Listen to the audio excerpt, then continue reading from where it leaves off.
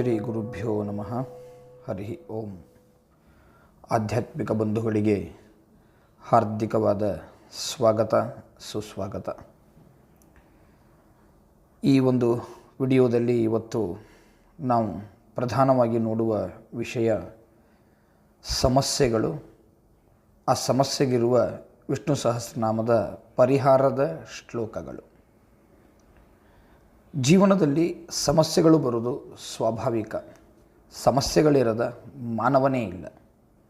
ಅದೇಕೆ ಸಮಸ್ಯೆ ಬರ್ತದೆ ಅಂತ ಒಂದು ಬಾರಿ ಯೋಚನೆ ಮಾಡಿದರೆ, ಜನ್ಮಾಂತರಗಳಲ್ಲಿ ನಾವು ಮಾಡಿರುವ ನಮ್ಮ ಕೆಟ್ಟ ಕರ್ಮಗಳೇ ಈ ಜನ್ಮದಲ್ಲಿ ನಮಗೆ ಸಮಸ್ಯೆಗಳಾಗಿ ಪರಿಣಮಿಸ್ತವೆ.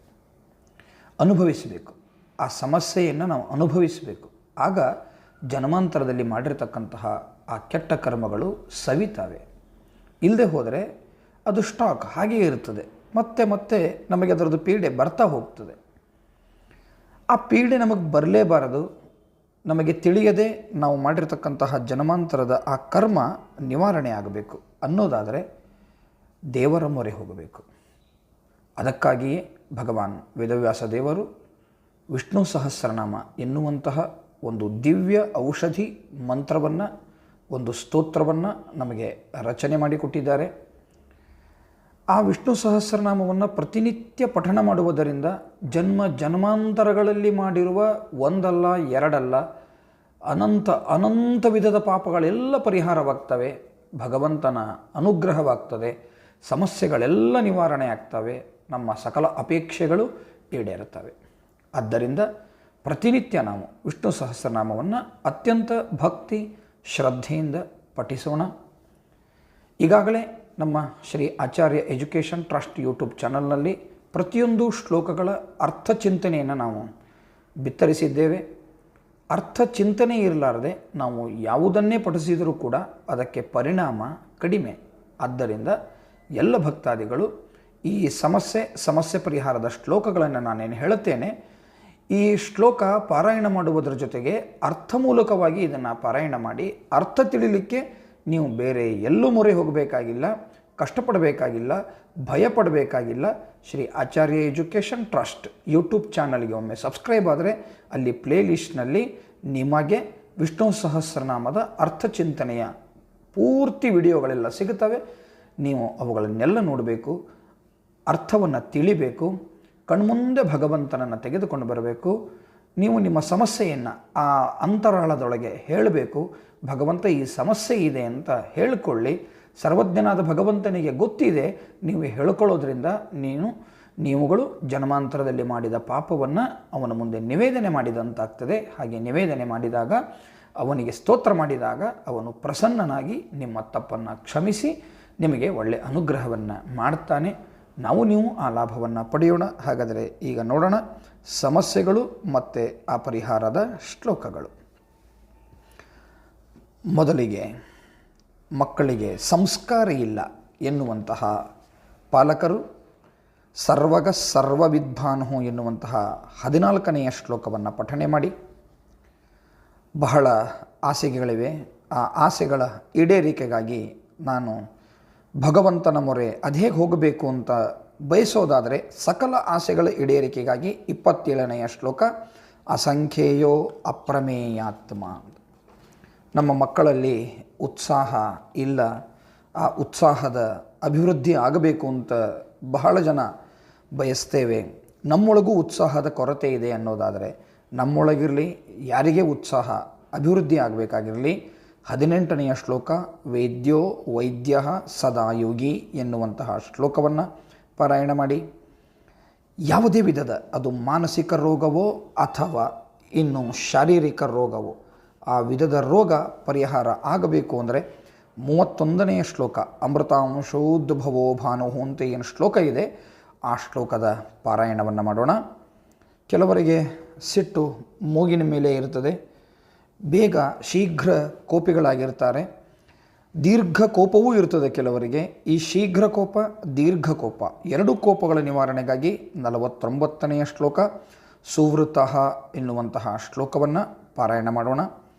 ಇನ್ನು ಕ್ಷೇಮ ಉಪಚಾರ ಬೇಕು ಅಂದರೆ ಜೀವನದಲ್ಲಿ ಕ್ಷೇಮವೇ ಆಗಬೇಕು ಅನ್ನುವಂತಹ ಅಪೇಕ್ಷೆ ಪಟ್ಟವರು ಅನಿವರ್ತಿ ಎನ್ನುವಂತಹ 64ನೆಯ ಶ್ಲೋಕದ ಪಾರಾಯಣವನ್ನು ನಾವು ಮಾಡೋಣ. ಅನಂತರದಲ್ಲಿ ಸಂಪತ್ತು ಯಾರಿಗೆ ಬೇಡ ಹೇಳಿ, ಬಹಳ ಜನ ಈ ವಿಷಯದ ಬಗ್ಗೆ ಪ್ರಶ್ನೆಯನ್ನು ಮಾಡಿದ್ದಾರೆ. ನಮಗೆ ಸಂಪತ್ತಿನ ಕೊರತೆ ಇದೆ, ಆರ್ಥಿಕ ಅಭಿವೃದ್ಧಿ ಆಗಬೇಕು, ನಾವು ಯಾವ ಶ್ಲೋಕವನ್ನು ಹೇಳಬೇಕು ಅಂತ ಸುಮಾರು ಜನ ಪ್ರಶ್ನೆಗಳನ್ನು ಮಾಡಿರ್ತಾರೆ. ಹಾಗಾದರೆ ಅಂಥವರು ಸಂಪತ್ತು ಬೇಕು ಎನ್ನುವಂಥವರು ವಿಷ್ಣು ಸಹಸ್ರನಾಮದ 65ನೆಯ ಶ್ಲೋಕ ಶ್ರೀಧಃ ಶ್ರೀಶಃ ಎನ್ನುವಂತಹ 65ನೆಯ ಶ್ಲೋಕದ ಪಠಣೆಯನ್ನು ಮಾಡಬೇಕು. ಇನ್ನು ಜೀವನದಲ್ಲಿ ಪಾಪ ಕೆಲವರು ಪ್ರೀತಿ ಪ್ರೇಮಗಳ ಕೊರತೆ ಇರುತ್ತದೆ, ಅದರಿಂದ ವಂಚಿತರಾಗಿರ್ತಾರೆ, ಪ್ರೀತಿ ಪ್ರೇಮಗಳಿಂದ ವಂಚಿತರಾಗಿರ್ತಾರೆ. ಅಂಥವರು ತಮ್ಮ ಪ್ರೀತಿಯನ್ನು ಮರಳಿ ಪಡಿಬೇಕು ಅನ್ನೋದಾದರೆ ಭೂತ ಭವ್ಯ ಭವನ್ನಾಥ ಎನ್ನುವ 32ನೆಯ ಶ್ಲೋಕದ ಪಾರಾಯಣವನ್ನು ಮಾಡಬೇಕು. ತಂದೆ ತಾಯಿಗಳು ಧರ್ಮದಿಂದಿರ್ತಾರೆ, ಆದರೆ ಮಕ್ಕಳಿಗೆ ಧರ್ಮದ ಬಗ್ಗೆ ಅಸಡ್ಡೆಯ ಭಾವನೆ ಇರುತ್ತದೆ. ಅಂಥವರು ತಾವು ಧರ್ಮದಲ್ಲಿ ಶ್ರದ್ಧೆ ಹೆಚ್ಚಬೇಕು ಅವರಲ್ಲಿ ಅಂತ ಅನ್ನೋದಾದರೆ ಸತ್ವವಾನ್ ಸಾತ್ವಿಕ ಸತ್ಯ ಎನ್ನುವ 93ನೆಯ ಶ್ಲೋಕದ ಪಾರಾಯಣವನ್ನು ಮಾಡಬೇಕು. ಅದೇ ರೀತಿಯಾಗಿ ಕುಟುಂಬ ಕ್ಷೇಮವಾಗಿರಬೇಕು, ನಮ್ಮ ಕುಟುಂಬದಲ್ಲಿ ಯಾವುದೇ ಅನಾಹುತಗಳಾಗಬಾರದು ಅನ್ನುವಂತಹ ವಿಚಾರ ಏನಾದರೂ ಇದ್ದರೆ ಸನಾತನ ತಮಃ ಎನ್ನುವಂತಹ 96ನೆಯ ಶ್ಲೋಕದ ಪಾರಾಯಣವನ್ನು ಮಾಡಬೇಕು.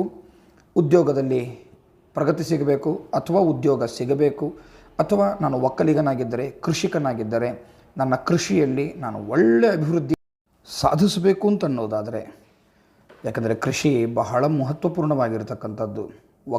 ಒಕ್ಕದಿದ್ದರೆ ಬಿಕ್ಕುವುದು ಜಗವೆಲ್ಲ ಎಂಬುದಾಗಿ ನಾಣ್ಣುಡಿ ಇದ್ದಂತೆ ನಮ್ಮ ವ್ಯವಸಾಯ ಅಭಿವೃದ್ಧಿ ಆಗಬೇಕು ಅನ್ನೋದಾದರೆ, ದೇಶದ ವ್ಯವಸಾಯ ಸಮೃದ್ಧಿಯನ್ನು ಹೊಂದಿರಬೇಕು ಅಂತ ಅನ್ನೋದಾಗಿದ್ದರೆ, ಅಥವಾ ಉದ್ಯೋಗದಲ್ಲಿ ಪ್ರಗತಿ ಅನ್ನೋದಾಗಿದ್ದರೆ 42ನೆಯ ಶ್ಲೋಕ ವ್ಯವಸಾಯೋ ವ್ಯವಸ್ಥಾನ ಎನ್ನುವಂತಹ ಶ್ಲೋಕದ ಪಾರಾಯಣವನ್ನು ಮಾಡೋಣ.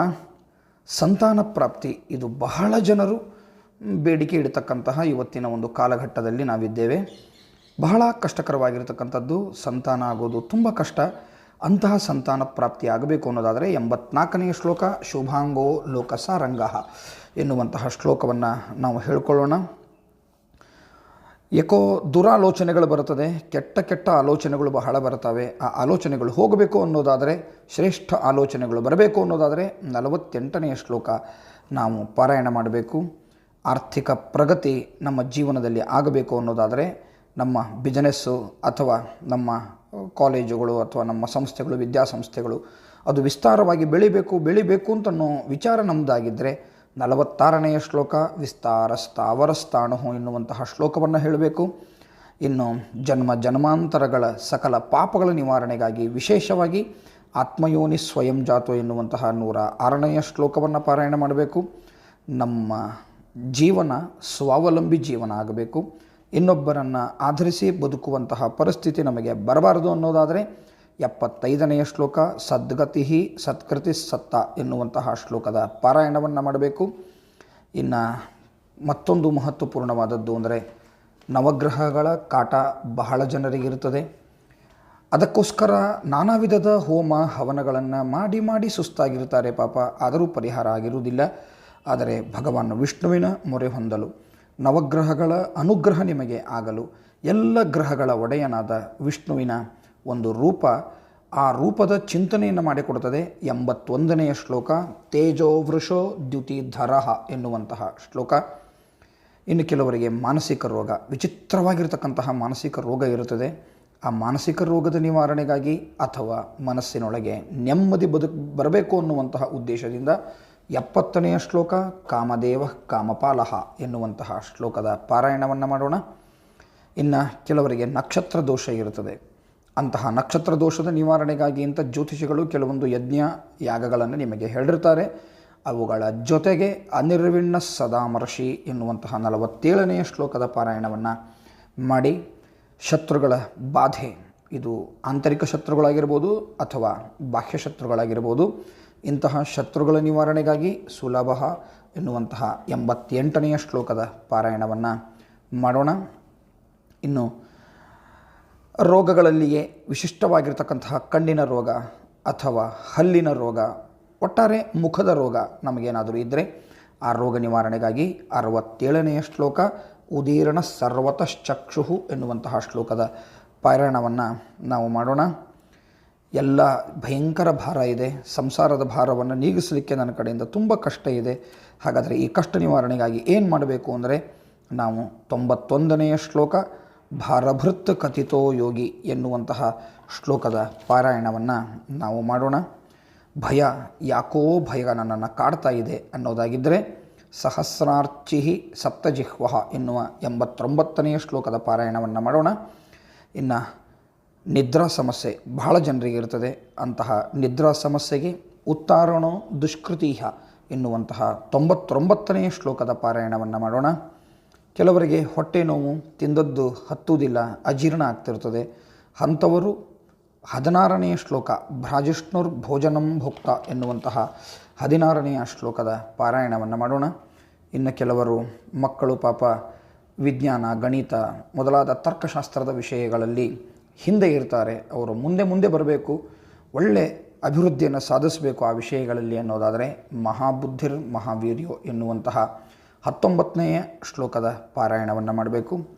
ಇನ್ನು ಬಹಳ ವಯಸ್ಸಾದವರು ಪರಾಧೀನರಾಗಿ ನಾವು ಪ್ರಾಣವನ್ನು ಬಿಡಬಾರದು, ಸ್ವಾವಲಂಬಿಗಳಾಗಿಯೇ ನಮ್ಮ ಪ್ರಾಣವನ್ನು ಬಿಡಬೇಕು ಅನ್ನುವಂತಹ ಆಸೆ ಉಳ್ಳವರು, ಅರ್ಥಾತ್ ಸಮಾಧಾನದ ಸಾವು ಬೇಕು ಎನ್ನುವಂಥವರು ವೈಕುಂಠ ಎನ್ನುವಂತಹ 44ನೆಯ ಶ್ಲೋಕದ ಪಾರಾಯಣವನ್ನು ಮಾಡಬೇಕು. ಇನ್ನು ಎಲ್ಲ ವಿಧದ ಸಮಸ್ಯೆಗಳ ಪರಿಹಾರಕ್ಕಾಗಿ ಕೊನೆಯ ಶ್ಲೋಕ ವಿಷ್ಣು ಸಹಸ್ರನಾಮದ ಕೊನೆಯ ಶ್ಲೋಕ ಏನಿದೆ ಆ ಕೊನೆಯ ಶ್ಲೋಕವನ್ನು ಎಷ್ಟು ಬಾರಿ ಆಗ್ತದೋ ಅಷ್ಟು ಬಾರಿ ನಾವು ಪಾರಾಯಣ ಮಾಡಬೇಕು ಎಂಬುದಾಗಿ ತಿಳಿಸ್ತಾ ನಮ್ಮ ಯೂಟ್ಯೂಬ್ ಚಾನಲ್ಗೆ ಸಬ್ಸ್ಕ್ರೈಬ್ ಆಗಿ ಈ ಒಂದೊಂದು ಸಮಸ್ಯೆಗಳ ಪರಿಹಾರದ ವಿಸ್ತಾರವಾದ ಮಾಹಿತಿಯನ್ನು ತಿಳಿಲಿಕ್ಕೆ ನೀವು ಬೆಲ್ ಬಟನ್ ಒತ್ತಿ.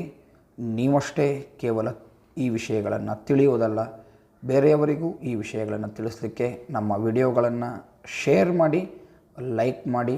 ಏನಾದರೂ ನಿಮಗೆ ಸಮಸ್ಯೆಗಳಿದ್ದರೆ ಕಮೆಂಟ್ ಬಾಕ್ಸ್ನಲ್ಲಿ ಬರೆದು ಹಾಕಿ. ನಮ್ಮ ವಿಡಿಯೋಗಳಲ್ಲಿ ಏನಾದರೂ ಡೆವಲಪ್ಮೆಂಟ್ಸ್ ಬೇಕು ಅಂತ ಅನ್ನೋದಿದ್ದರೂ ಅವಶ್ಯವಾಗಿ ನೀವು ಬರೆದು ಹಾಕ್ಬೋದು.